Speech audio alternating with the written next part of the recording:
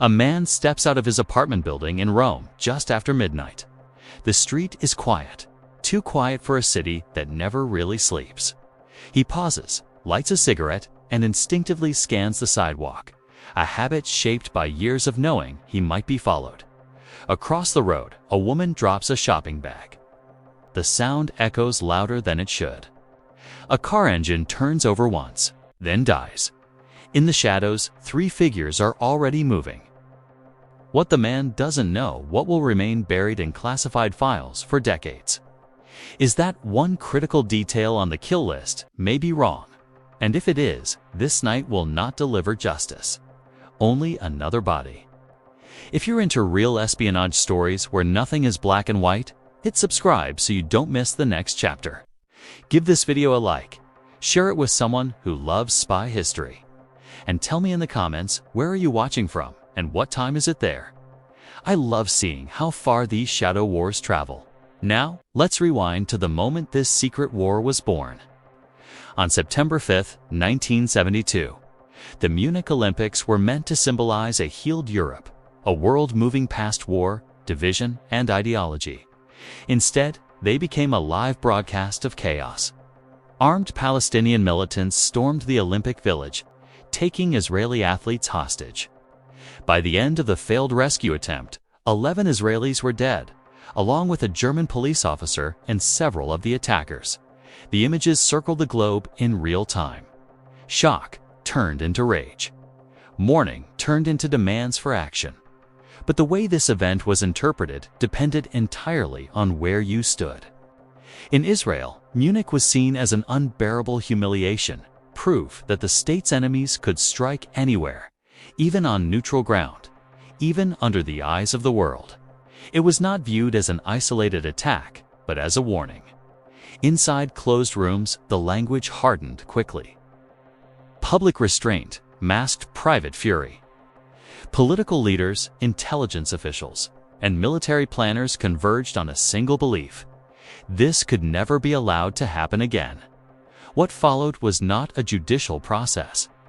There were no indictments, no trials, no extradition requests. There was a decision. A decision to respond in silence. Within weeks, intelligence operatives began assembling names, individuals believed to be connected, directly or indirectly, to the network responsible for Munich. Some were suspected planners, others were financiers, political organizers, or symbolic figures within militant circles. In several cases, the evidence was circumstantial. In others, it was based on patterns rather than proof. But once a name was written down, doubt became irrelevant. This covert retaliation would later be known as Operation Wrath of God, a title that suggested inevitability, righteousness, and divine judgment. In reality, it was far more human and far more flawed. The mission's objective was simple: eliminate those believed responsible and restore deterrence through fear. The method was anything but simple. Targets were not confronted in isolation. They were followed through civilian neighborhoods, observed in cafes, tracked through airports, and watched as they moved among families and strangers who had no idea a covert war was unfolding around them. Europe became the chosen stage. Its open borders, crowded cities, and political reluctance to acknowledge covert warfare made it ideal. Operatives moved using false identities, temporary safe houses, and compartmentalized teams that rarely knew the full scope of the mission. Each assassination was meant to feel surgical. Each was designed to look accidental, random, or criminal rather than political. But violence has a way of leaking. Rumors began to circulate. Unexplained deaths accumulated. Security services noticed patterns they couldn't officially acknowledge. Civilians were injured. Wrong doors were knocked on. Innocent lives brushed dangerously close to fatal decisions made far away. Behind the scenes, even some within the system began to feel unease. Was every name truly connected to Munich? Did eliminating individuals dismantle movements, or only harden them? Was this justice, or simply revenge with better logistics? Those questions had no place in an operation built on momentum. The belief driving the campaign was simple and brutal. Fear would succeed where diplomacy had failed. If enemies believed they could be reached anywhere at any time, they would hesitate. What this logic ignored was how fear multiplies. Families of those targeted were never informed of accusations. Children grew up without fathers, never told why. Communities interpreted the killings not as deterrence, but as confirmation that dialogue was impossible. And with each successful operation, the threshold lowered.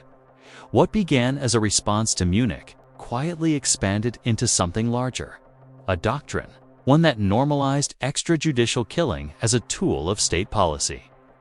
One that blurred the line between intelligence work and assassination. One that taught future governments a dangerous lesson, that secrecy could replace accountability. By the time the first phase of Operation Wrath of God was considered operationally successful, its deeper consequences were already unfolding. It had not ended violence. It had not resolved the conflict. It had simply moved the battlefield into hotel lobbies, apartment stairwells, and city streets far from public view. And it was only a matter of time before the shadows made a fatal mistake. A mistake that would expose everything. A mistake that would happen in a quiet town in Norway. By the time the first names were crossed off the list, the operation had already outgrown its original purpose. What began as retaliation was quietly transforming into something far more ambitious. A roaming campaign, with no fixed borders, no public oversight, and no clear endpoint. Europe was no longer neutral ground. It was a hunting zone. The early assassinations followed a pattern designed to avoid attention. Targets were selected in cities where they had settled into routines, where familiarity bred a false sense of safety. Apartments near train stations. Cafes visited at the same hour each morning. Hotels that welcomed foreigners without questions. Surveillance teams arrived weeks in advance. They mapped footsteps, smoking habits, preferred exits. They memorized elevator delays and garbage collection schedules. Lives were reduced to predictable loops. What made these operations especially dangerous wasn't just the act of killing, it was where it happened. Crowded streets, residential neighborhoods, public restaurants. Civilians were never the objective, but they were always present. In Paris, a man was gunned down in the lobby of his apartment building. The sound echoed through stairwells as neighbors froze behind locked doors. Police arrived to find no weapon, no suspects, no explanation that fit any known criminal pattern. In Rome, another target was eliminated with a device designed to look like an accident. The message was clear to those who understood it. Distance offered no protection. Each successful hit reinforced a belief inside the operation. This method worked. Fear began to travel faster than facts. Rumors spread through militant networks. Meetings were postponed. Names disappeared from public life. Some went underground, others fled again, constantly moving, constantly looking over their shoulders. But the logic that drove the campaign ignored a critical truth. Fear doesn't paralyze everyone equally. For some, it radicalized. For others, it confirmed that survival depended on secrecy and retaliation. As the months passed, the assassinations grew bolder. Teams operated with increasing confidence, sometimes overlapping in the same cities without knowing each other's identities. Safe houses multiplied. False documents became routine. The operation developed momentum, and momentum discouraged restraint. Mistakes began small. A target spotted too late. A tail broken unexpectedly. A civilian asking an innocent question at the wrong moment. Each error was corrected quickly, quietly, internally. Publicly, nothing happened. Officially, no one was responsible. But beneath the surface, pressure was building. European security services were not blind. Patterns emerged that couldn't be explained away as coincidence. Individuals linked only loosely by ideology were dying under similar circumstances. Across different countries, using similar methods. Quiet warnings were exchanged between governments. Diplomatic discomfort grew. Nobody wanted to accuse openly. Doing so would require admitting that sovereign territory had been violated repeatedly. So the silence continued. Inside the operation, a different problem emerged: intelligence certainty.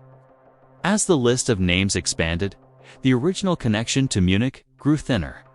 Some targets were chosen not for what they had done, but for what they represented, symbols rather than actors. Eliminating them sent messages, but it also blurred accountability. Operatives on the ground weren't always told why a target mattered. They were given instructions, locations, windows of opportunity. The reasoning stayed above their clearance level. This separation was intentional. Distance made doubt easier to manage. Yet doubt didn't disappear. Some operatives later described moments where surveillance contradicted the intelligence, targets behaving like ordinary civilians, living unremarkable lives. Others noted that key evidence was sometimes inferred rather than confirmed. But questioning the mission carried its own risk. To hesitate was to undermine deterrence. To ask for certainty was to delay action. And delay, they were told, meant vulnerability. The most dangerous aspect of the campaign wasn't the weapons or tactics, it was normalization. Assassination became routine, logistics were optimized. Killing was treated as a procedural outcome, not a moral rupture. Each success lowered the psychological barrier for the next, and with each operation, the margin for error grew thinner. In one city, a team nearly executed the wrong individual after a case of mistaken identity. The operation was aborted at the last moment, the target spared without ever knowing how close death had come. In another, surveillance continued for days on an apartment later discovered to belong to an unrelated family. The error was corrected quietly, but it lingered in internal memory as a warning that almost no one acknowledged. Publicly, the myth held. The idea that intelligence was precise, that targets were chosen carefully, that justice was being served. Privately, cracks were spreading. Meanwhile, the human cost widened. Families of the dead were left with unanswered questions. Children learned to associate ordinary sounds, a knock, a ringing phone, a car slowing outside with fear. Entire communities absorbed the message that visibility was dangerous. And Europe, unknowingly, absorbed the role of host. Hotels unknowingly hosted surveillance meetings. Restaurants became observation posts. Public transportation turned into moving blind spots. Ordinary citizens walked through active operations without realizing it. This wasn't just a covert war anymore. It was an imported conflict unfolding in borrowed spaces. The longer it continued, the harder it became to stop. Ending the campaign would require admitting that it had limits, that it could fail. And failure was something the operation could not tolerate, so it pushed forward. Until one night, in a quiet Scandinavian town, everything that had been hidden went wrong at once. A target identified with confidence, a team deployed without hesitation, a man killed without resistance. Only afterward would anyone ask the question that should have come first. What if the intelligence was wrong? That question would crack the operation open, and for the first time, the shadows would be forced into the light. It was supposed to be routine. By the time the team arrived in the small Norwegian town, the operation had already rehearsed its conclusion. The target had been identified. Surveillance had confirmed his movements. The window was narrow but clean. No complications, no witnesses who mattered. Compared to Paris or Rome, the town felt almost unreal. Quiet streets, early sunsets, people who didn't look over their shoulders. It was the kind of place where danger felt out of place. That should have been the first warning. The man they were watching lived an ordinary life. He walked his wife home from work. He went to the cinema. He stopped at the same places every evening. Surveillance notes described him as calm, predictable, unguarded.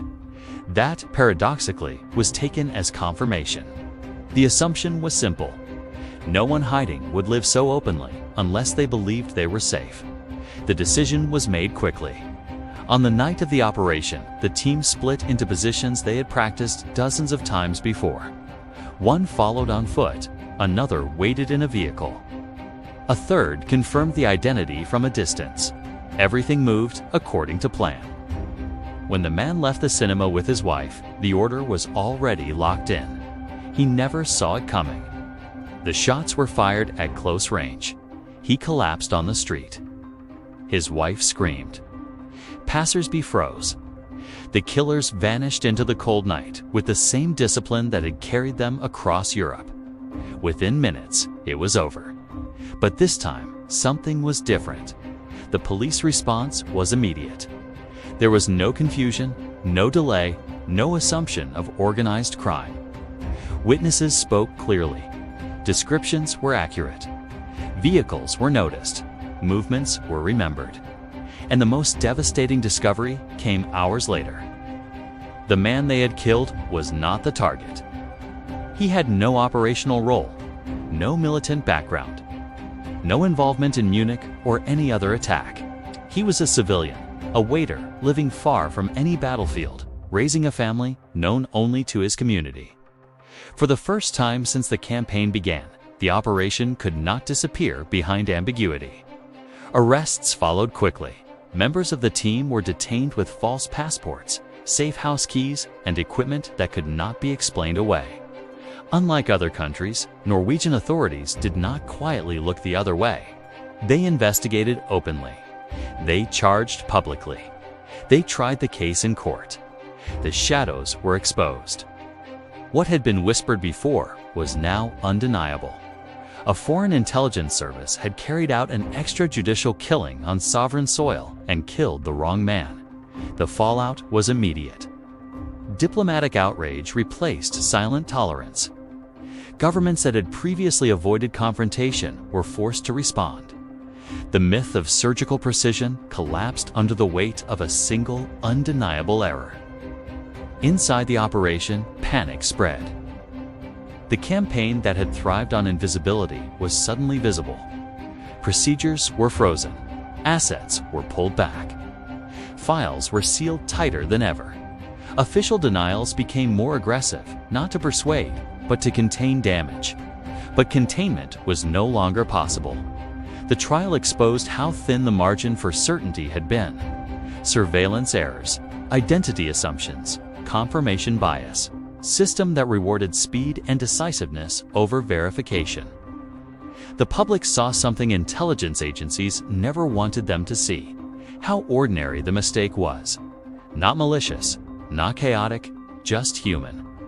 For the family of the man who was killed, none of that mattered. There was no apology that could restore a life. No explanation that could justify the absence. His wife was left with memories that replayed endlessly: the walk, the shots, the silence that followed. And for the first time, the narrative shifted. This was no longer a story about deterrence or security. It was about collateral certainty, the confidence with which a life had been taken, and the impossibility of undoing it. The operation was officially paused. Unofficially, it never truly stopped. Some targets were quietly removed from the list. Others remained. The criteria tightened, at least on paper. Internal reviews were conducted, but their conclusions were never shared publicly. What changed most was perception. Where once the assassins were unseen, now they were fallible. Where once fear traveled in one direction, now it traveled both ways. Operatives began to realize that invisibility was not guaranteed, and that exposure carried consequences they could not control. The Norwegian case became a reference point, not as a warning against assassination, but as a warning against mistakes that could not be denied. The lesson absorbed was not moral, it was procedural. And that distinction mattered, because even after the world watched an innocent man buried, the logic that had launched the operation remained intact. The belief that killing could prevent violence, that secrecy could replace law, that errors were acceptable if rare enough, but something irreversible had happened.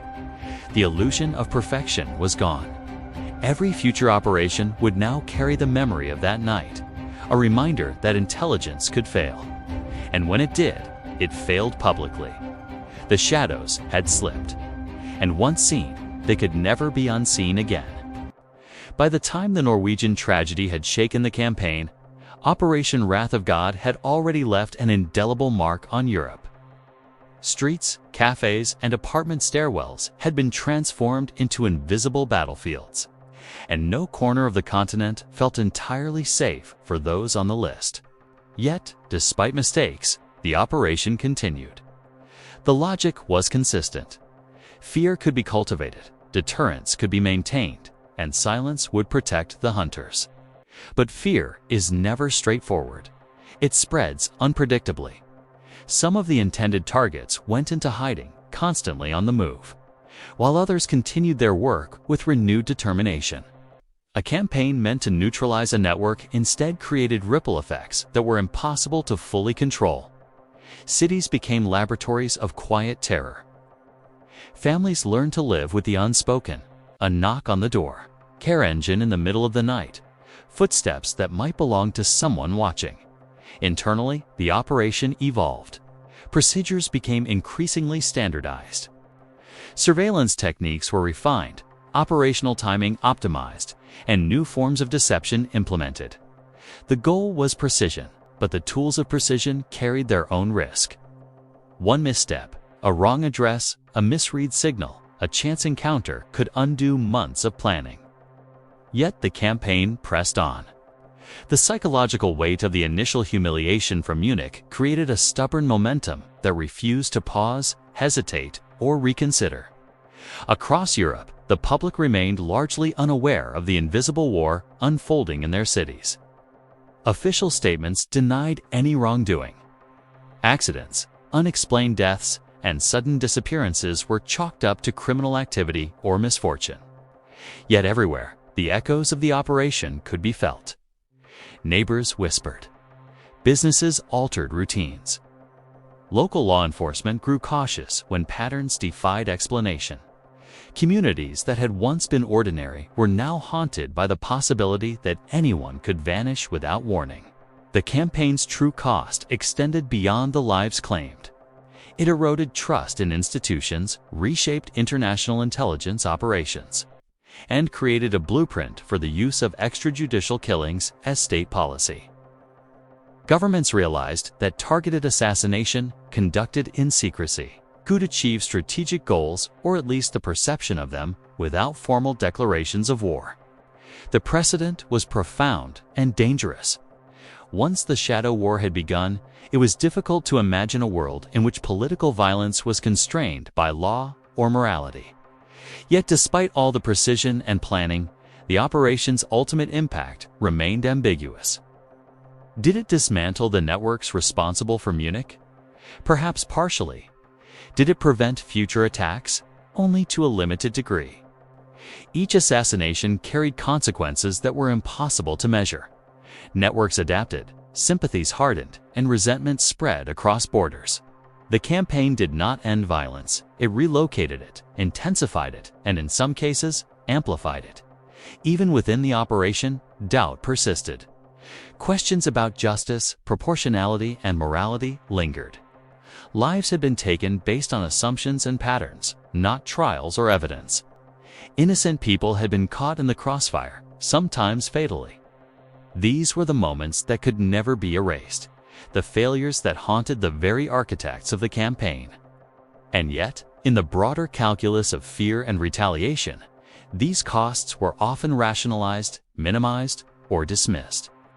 By the late stages, Operation Wrath of God had become more than a pursuit of revenge. It was a statement. State power could operate globally, secretly, and without accountability, as long as the objectives were framed as security and deterrence. Cities became chessboards, lives became pieces, and morality was a luxury sacrifice to strategy. And still, the campaign was incomplete. Names remained on the list, some executed, others untouched. Full accountability had never been possible.